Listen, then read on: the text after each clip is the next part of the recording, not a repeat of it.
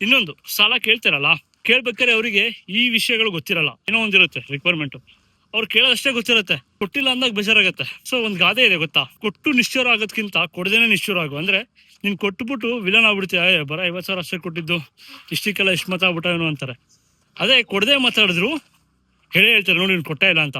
So ಅಡ್ಡೆ ನೀವು 50,000 ಕೊಟ್ಟರು ಉಗಿಸ್ಕೋತೀರಾ, 50,000 ಕೊಡದೇ ಇದ್ರು ಉಗಿಸ್ಕೋತೀರಾ ಸಾಲ, ಆಯ್ತಾ. ಸೊ ಬಾಟಮ್ ಲೈನ್ ಏನು ಅಂದ್ರೆ, ನಿಮ್ಮ ಏನಂತಾರಲ್ಲ ರೆಸ್ಪೆಕ್ಟ್ನ ಉಳಿಸ್ಕೊಳ್ಳಿ. ನೀವು ತುಂಬಾ ಒಳ್ಳೆಯವರಾಗಿ ತುಂಬಾ ಏನಂತಾರಲ್ಲ ದೇವರಾಗಕ್ಕೆ ಹೋಗ್ಬೇಡಿ, ಆಯ್ತಾ. ಎಷ್ಟು ನೀವು ಹೆಲ್ಪ್ ಮಾಡಿದ್ರು ಜನ ನಿಮ್ಮ ಬಗ್ಗೆ ಡಿಸ್ರೆಸ್ಪೆಕ್ಟ್ ಮಾಡೇ ಮಾಡ್ತಾರೆ, ನಿಮಗೆ ಗ್ರಾಟಿಟ್ಯೂಡ್ ತೋರಿಸೋದಿಲ್ಲ, ಆಯ್ತಾ. ಅವ್ರ ನಾಯಿ ಬುದ್ಧಿ ಕೊನೆಗೆ ತೋರಿಸ್ತಾರೆ. ಸೊ ನೀವು ಸಾಲ ಕೊಡ್ಬೇಕಾರೆ ಅವ್ರಿಗೆ ಎಕ್ಸ್ಪ್ಲೇನ್ ಮಾಡಿ, ಅದು ನಿಮ್ಮ ಕರ್ತವ್ಯ. ನೋಡುಗರು, ಈ ವಾರದಲ್ಲಿ ಇಷ್ಟು ಟ್ರಾನ್ಸಾಕ್ಷನ್ ಆಗಿದೆ, ಒಂದು 70,000 ಮಾಡಿದ್ದೀನಿ ಅಥವಾ 20,000 ಟ್ರಾನ್ಸಾಕ್ಷನ್ ಮಾಡಿದ್ದೀನಿ, ಇನ್ನು ಮುಖ್ಯ ದುಡ್ಡು ನಮಗೆ ಬೇಕು, ನಮ್ಮ ಫ್ಯಾಮಿಲಿಗೆ ಬೇಕು. ಇದನ್ನ ಕಡಿಮೆ ಮಾಡೋದು ನಿಮ್ಮದೇ ಜವಾಬ್ದಾರಿ.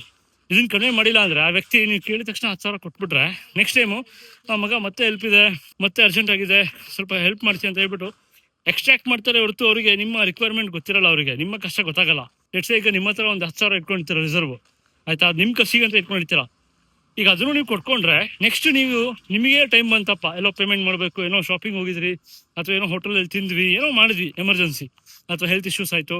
ಸೊ ಅವಾಗ ಯಾರು ಬರ್ತಾರೆ ಯೋಚನೆ ಮಾಡಿ, ಯಾರೂ ಬರಲ್ಲ. ನಿಮ್ಮ ಹತ್ರ ದುಡ್ಡಿತ್ತಾ ನೀವೇ, ಅವಾಗ ಇನ್ನೊಬ್ಬರ ಹತ್ರ ಕೇಳೋಕ್ಕಾಗಲ್ಲ, ಯಾಕಂದ್ರೆ ನೀವು ಆಲ್ರೆಡಿ ಕೊಟ್ಬಿಟ್ಟು ದೇವರಾಗಿರ್ತೀರ. ಅವ್ರ ಹತ್ರ ಮತ್ತೆ ಕೇಳಿ ನೀವು ವಿಲನ್ ಆಗಕ್ಕಾಗಲ್ಲ, ಆಲ್ರೆಡಿ ನೀವು ವಿಲನೇ ಆಗಿರ್ತೀರ, ಆಯ್ತಾ. ಕೊಟ್ಟರು ಕೊಡದೇ ಇದ್ರು ವಿಲನೇ ಆಗ್ತೀರಾ. ಹುಷಾರಾಗಿ ಹ್ಯಾಂಡಲ್ ಮಾಡಿ.